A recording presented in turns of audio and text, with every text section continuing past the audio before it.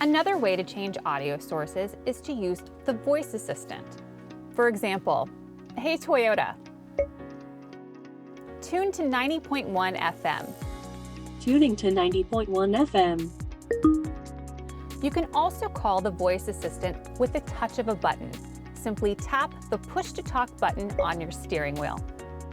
Your voice assistant can do a lot, like making calls, adjusting climate controls, turning your music volume up and down, and more.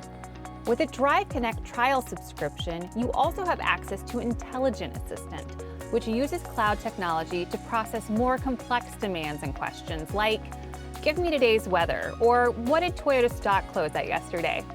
To access Intelligent Assistant, tap the push-to-talk button. Find the closest Starbucks. The closest Starbucks is Starbucks of Dallas, Texas. Would you like to go now?